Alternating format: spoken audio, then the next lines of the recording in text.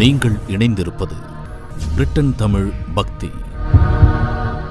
அன்பு பக்தர்களே, மாசி மாத ராசி பலன்கள். பொதுவாக இந்த ஒவ்வொரு தமிழ் மாதத்துக்கும் ஒவ்வொரு விசேஷம் உண்டு. இந்த மாசி மாதத்தில் 2 அற்புதம் நிகழுது. ஒன்று என்னன்னு கேட்டிங்கனாக்கா, 5 கிரக சேர்க்கை 6 கிரக சேர்க்கையெல்லாம் இந்த மாசி மாதத்தில் 5 கிரக சேர்க்கை ஏற்படுகிறது. அதே போல் பங்குனி மாதத்தில் 6 கிரக சேர்க்கை ஏற்படுகிறது. அதோடு மட்டுமல்ல, இந்த மாசி மாதம் சுக்கிரன் ராகுவும் சுக்கிரனும் இணைகிறார். நான் பல பதிவுகளுக்கு முன்பாகவே சொல்லியிருந்தேன். இந்த சுக்கிரன் ராகு சேர்க்கை, அதே போல் சனி வக்ர நிவர்த்தி, குரு பகவானுடைய வக்ர நிவர்த்தி, இதெல்லாம் நாம் கணக்கிட்டு உலகத்தில் அமைதி நிலவும். அப்போது இந்த கிரக சேர்க்கை ஜெயிக்கும். ஒரு இடத்துல இதெல்லாம் நம்ம எப்படி சொல்கிறோம், எப்படி இது அக்யூரேட்டாக நம்ம கணிக்கிறோம் அப்படின்னாக்கா, ஒரு இடத்துல ஒரு கிரகம் சேருகிறது, சேர்க்கை ஏற்படுகிறது என்று சொன்னால் அது தனிப்பட்ட மனித வாழ்க்கைக்கு மட்டுமல்ல, இந்த பிரபஞ்சத்திற்கும் இந்த பூமிக்கும் அது பொருந்தும். பூமியை கடந்து வான்மண்டலத்துக்கும் அது பொருந்தும். இதெல்லாம் நம்முடைய தர்மசாஸ்திரம் அற்புதமான ஒரு பொக்கிஷம், நமக்கு கிடைச்ச மிகப்பெரிய ஒரு வரப்பிரசாதம் நம்முடைய ஜோதிடம். அப்படி இந்த மாசி மாதம் பார்க்கின்ற பொழுது சனி சூரியன் சேர்க்கை எங்கே ஏற்படுகிறதுனா கும்பராசியிலே திகழ்கிறது.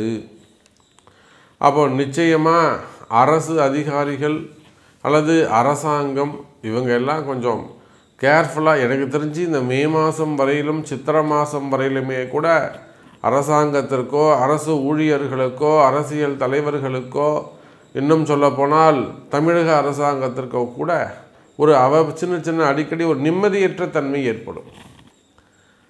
ஒரு நிம்மதியாக போய் உட்கார முடியாது. தேவையில்லாத ஒரு அவப்பெயர்கள் ஏற்படும். யாரோ எங்கேயோ செஞ்ச தப்புக்கு அரசாங்கத்தின் தலையை போட்டு உருட்டுவாங்க. அப்போ இதெல்லாம் கிரக காரகத்துவம், கிரகத்தினுடைய தன்மை. அப்போ இந்த கிரகத்தன்மைக்கு ஏற்றாற்போல் தான் சமீப காலமாக இந்த அரசாங்கம் அல்லது அரசாங்கம் சார்ந்த கட்சியினர் செய்யக்கூடிய தவறுகள் எல்லாம் பெரிய பிம்பமாக சுக்கிரன் ராகுவால் ரொம்ப வெளிப்படையாக அது காண்பிக்கப்படுகிறது.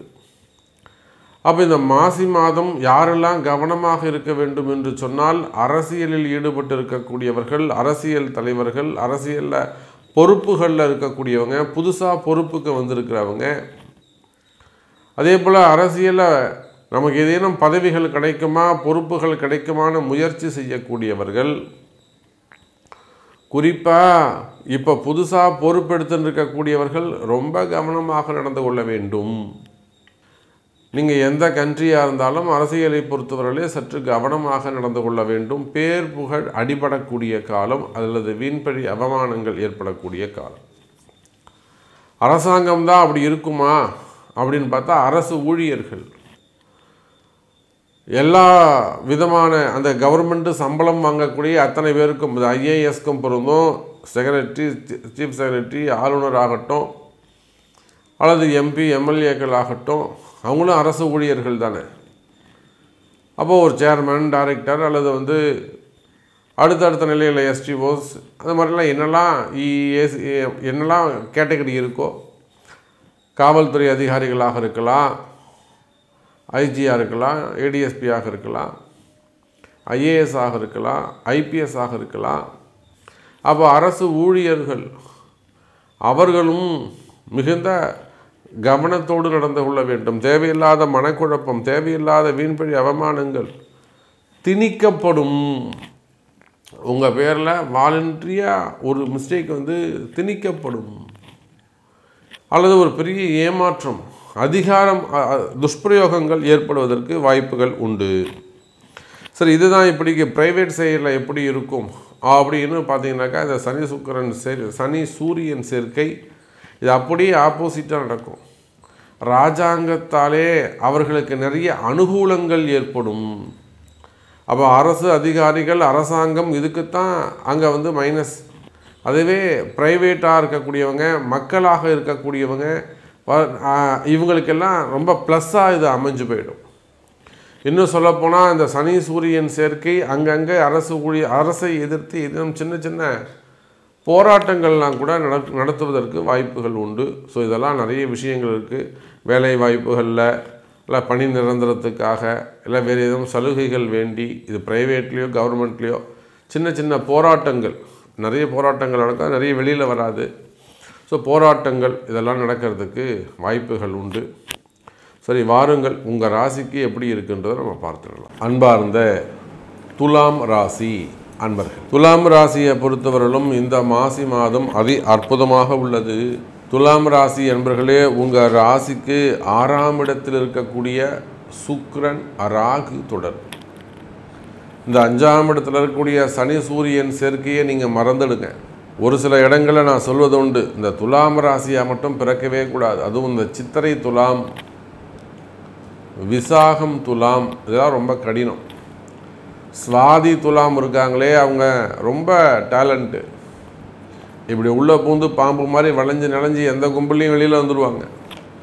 எவ்வளோ மிதிப்பட்டாலும் எவ்வளோ அடிபட்டாலும் அவங்கள பார்த்து 4 பேர் பயப்படுவாங்க. அது சுவாதி துலாம் வந்து ஒரு அதிர்ஷ்டம்.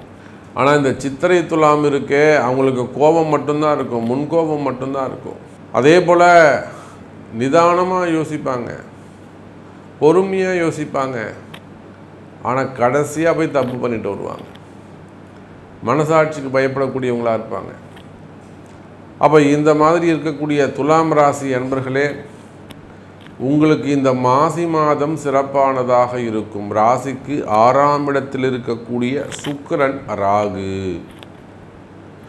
சார், 6ஆம் இடத்தில் இருக்கக்கூடிய இந்த சுக்கிரன் ராகு துலாம் ராசிக்கு மாசி மாதம் அற்புதத்தை செய்கிறார்கள். குறிப்பாக பணங்காசுகளில் ஏதேனும் ஏமாற்றங்கள் இருக்குமே ஆனால் அந்த பணங்காசுகள் வந்து சேரும்.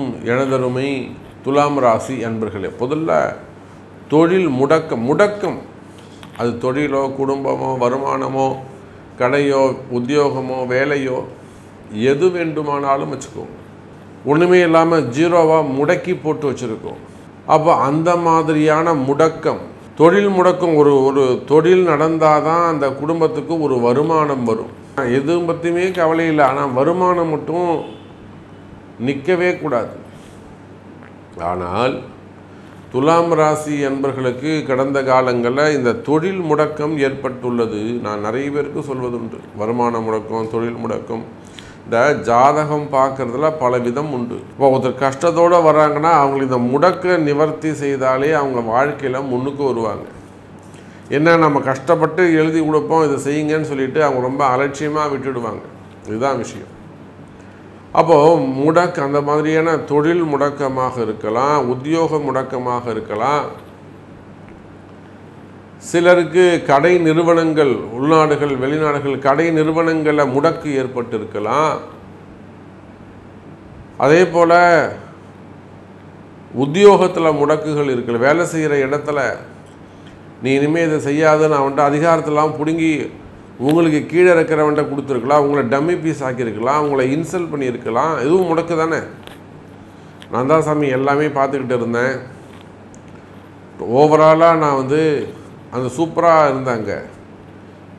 இப்போ என்ன அங்கே ஃபியூஸ் பிடுங்கின பல்பு மாதிரி என்னை பிடுங்கிட்டு கழுத்தை பிடிச்சி வெளியே தள்ளாத குறையாக எனக்கு ஆப்போசிட்டாக ஒருத்தவன்ட்ட கொடுத்துருக்குறாங்க. புதுசாக ஒரு ஆளை போட்டிருக்காங்க, அவங்ககிட்ட கொண்டு போய் பொறுப்பை கொடுத்துருக்குறாங்க. இந்த மாதிரியான முடக்குகள், தொழில் முடக்கம், உத்தியோக முடக்கங்கள், குடும்பத்தில் எல்லாம் அண்ணன் சொன்னால் கேள்வி, மருமக சொன்னா கேள்வி, நான் இருந்து அவன் சொன்னால் கேட்காத. அப்போ முடக்கு, உங்களுக்கு எங்கெல்லாம் முடக்கு இருக்கோ அந்த முடக்கு எல்லாம் நிவர்த்தி ஆகக்கூடிய மாதம். கவலை வேண்டாம், நிம்மதி பிறக்கும், நிம்மதி அதிகரிக்கும். எனதருமை துலாம் ராசி அன்பர்களே,